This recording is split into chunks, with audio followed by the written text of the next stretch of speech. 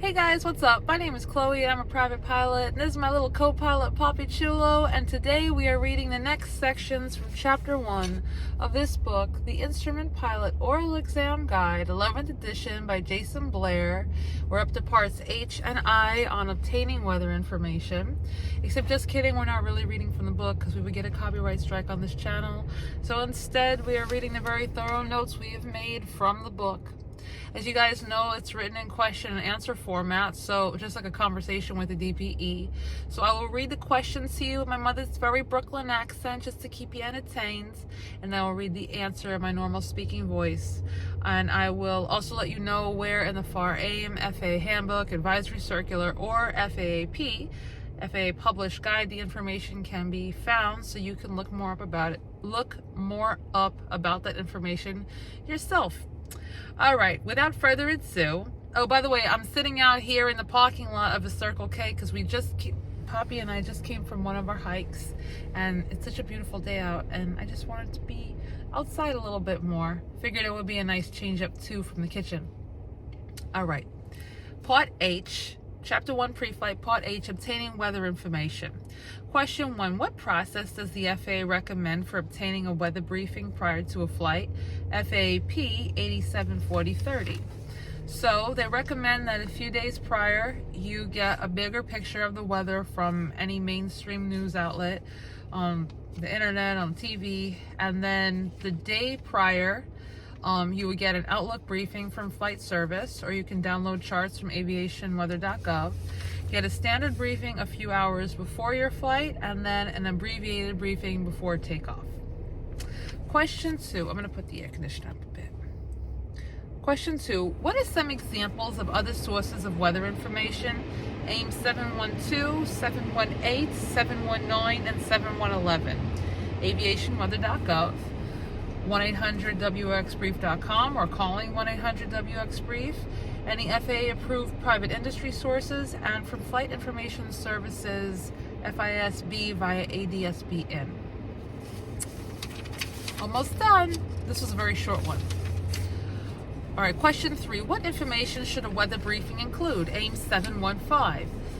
Adverse conditions, VFR flight not recommended, a synopsis, current conditions, en route forecast, destination forecast, winds aloft, NOTAMs, and any ATC delays. Also, special use airspace information, alert areas, MOAs, MTRs, warning areas, ATC assigned airspace, approximate density altitude data, ADIZ or Air Defense Identification Zone rules, search and rescue information, and also GPS RAIN availability an hour before, an hour after ETA. All right, question 4. While en route, how can a pilot obtain weather information? FAAH 8083-25. From FSS on 122.2. From an RCO. From, obviously, ADIS, ASOS, or AWOS en route. From ARTCC broadcasts. From ATC on a workload permitting basis, and from FISB, Flight Information Service, via ADSBN. If you are equipped. And then question 5 asks about what is FISB and how does it work? So FIS is Flight Information Services via ADSBN, and for this one I will read verbatim from the book because I want to make sure that I don't give you any wrong information. I don't have FIS services in my aircraft, so this is a little bit different for me. So FIS is a ground-based broadcast service provided through the Automatic Dependent Surveillance Broadcast ADSB services network over the 978 megahertz Universal Access Transceiver data link. The FAA FISB system provides pilots and flight crews of properly equipped aircraft with a flight deck display of aviation weather and aeronautical information. All right, so that's all for section H. And now section I. So chapter 1 Preflight, part I, Aviation Weather Reports and Observations. All right, what is a METAR? AC0045. So a METAR is an aviation routine weather report. It's the observer's interpretation of the weather conditions at a given site and time. There are 2 types of METARs. There's the routine one that's given hourly, and the SPECI, which are updated to a regular METAR, and you would get a specie for rapidly changing weather conditions, aircraft mishaps, or any other critical information. Question 2. What are the basic elements of a METAR? FAA Handbook 8083-28. The type, the ICAO code. So type meaning routine or specie. ICAO code, date, time, a modifier, for example, auto, if there was no human intervention with that METAR. Wind, visibility, RVR as required, any weather phenomena, sky conditions, temperature, dew point, altimeter, and remarks. Question 3. What are several types of weather observation programs? AIM 7-112.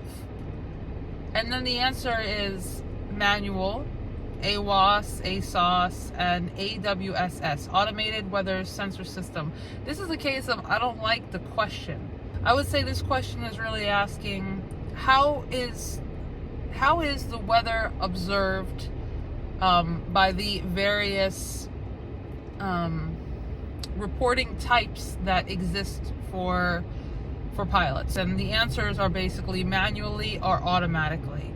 So AWOS is Automated Weather Observing System, ASOS, Automated. This book, I'm telling you guys, this book is very strangely written. I may be wrong about this, but there's a hint of GPT in here. Alright, question 4. What are PIREPs and where are they usually found? FAA Handbook 8083-28. So PIREP is a pilot report. Those are real-time information on the real-time conditions experienced by pilots, provided by pilots. They'll tell you about locations of wind shear, turbulence, height of bases and tops of clouds, altitudes given in mean sea level, visibility in statute miles, and distance in nautical miles. There are 2 types of PIREPs, regular UA and urgent UUA. They are available via ATC, FSS, and also aviationweather.gov/data/PIREP/. Question 5. Where can a pilot find information on the altitudes of cloud-layered tops? FAA Handbook 8083-28. So from the Cloud Top Heights product, this is a computer model forecast of the height of the tops of clouds covering the sky. They are valid for the hour indicated, and the height of cloud tops is depicted using color-shaded contours at specific intervals. Alright, question 6. What graphical resource may a pilot utilize to determine where across a route freezing levels might occur and incur a risk of icing? FAA Handbook 8083-28. So the book talks about the freezing level graphic. Freezing level graphics used to assess the lowest freezing level heights. They also advise that us pilots should just basically look at the AirMet Zulus in the conterminous United States and Hawaii, and the AirMet ice and freezing level information embedded within the area forecasts in Alaska. So guys, that is all for Chapter 1, Preflight, Parts H and I. Guys, this is absolutely the least fun part of flight training, isn't it? Alright guys, I will be back at you very soon with another one of these videos as we get through Chapter 1, and we are almost done with Chapter 1 right now. 2 more tiny sections to go, and that's it. Alright guys, talk to you soon. Baby, come on. Say bye, baby. Bye.